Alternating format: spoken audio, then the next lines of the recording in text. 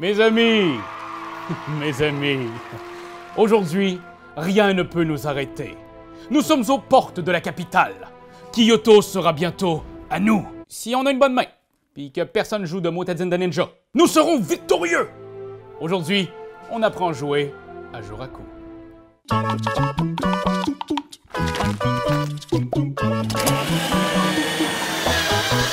Joraku est un jeu qui se joue de 3 à 4 joueurs et prend entre 30 et 60 minutes. C'est un hybride original entre les jeux de contrôle de zone et les jeux de levée, comme le bridge ou la dame de pique. Après la troisième manche de jeu, le joueur avec le plus de points de prestige remporte la victoire. Comment gagner du prestige? Il vous faudra être malin et réussir à placer et déplacer vos armées de cubes pour prendre le contrôle de certaines zones. Êtes-vous avec moi? Oui! En avant!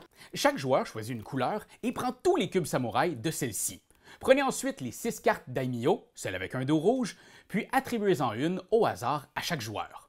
Le joueur ayant pioché la valeur la plus élevée hérite de la carte Kashidoki. Kashidoki, ça veut dire quelque chose comme « cri de victoire ». Yes! On est les meilleurs! On se calme. Pour l'instant, ça veut surtout dire que je serai le premier joueur. Chaque joueur place ensuite son jeton Daimyo sur la zone de la planche désignée par la carte piochée. Donc, je place mon pion ici, sur la zone 6. Votre autre pion est placé ici pour suivre la progression des points de prestige. La partie peut alors commencer. Chaque manche est constituée de 3 phases: recrutement, affrontement et prestige. Lors de la phase recrutement, vous allez mélanger toutes les cartes avec un dos noir et vous allez en attribuer 6 à chaque joueur. Si vous faites une partie à 4 joueurs, ne distribuez que 5 cartes. Tout le monde choisit alors 2 cartes et les passe simultanément à leur voisin de gauche. Vous obtenez alors votre main finale pour cette manche. On passe ensuite à un premier affrontement, où l'armée la plus forte va remporter la bataille. En d'autres mots, on va faire une série de levées où la carte la plus forte va gagner. À tour de rôle, en commençant par le premier joueur, tous vont jouer une carte de leur main pour l'affrontement. Mais allez pas trop vite, parce que chaque fois qu'une carte est posée sur la table, le joueur qui l'a choisie doit résoudre son effet. Quel effet! Si vous posez une carte standard avec un chiffre de 1 à 6, vous avez 2 choix. Vous pouvez prendre de 0 à 3 cubes samouraï de votre réserve et les placer sur la zone qui porte le chiffre de votre carte. Par exemple ici, la zone 3. Ou vous bougez des affaires sur la planche. Vous obtenez alors autant de points d'action que le chiffre de la carte. Par exemple ici, j'aurai 3 points d'action. Pour 1 point d'action, je peux déplacer un de mes cubes vers une zone adjacente. Je pourrais donc bouger 3 cubes d'une zone ou bouger ce cube de 3 zones, etc.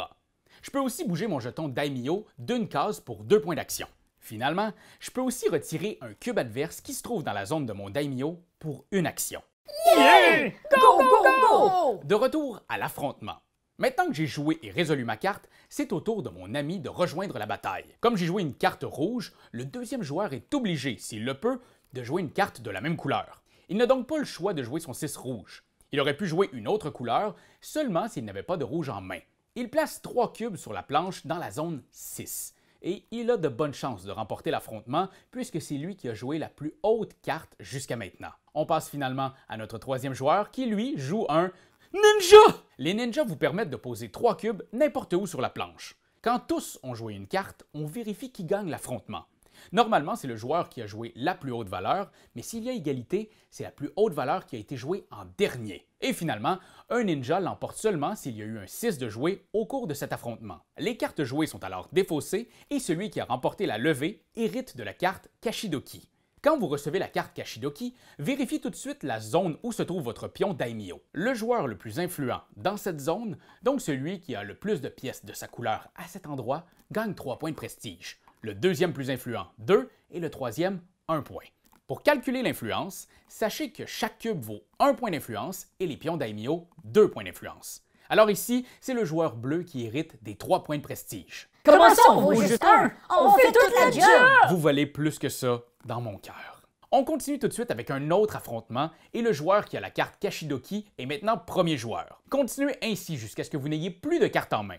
C'est alors la fin de la manche et on peut procéder à la troisième phase, celle du prestige. Chaque zone va remporter des points.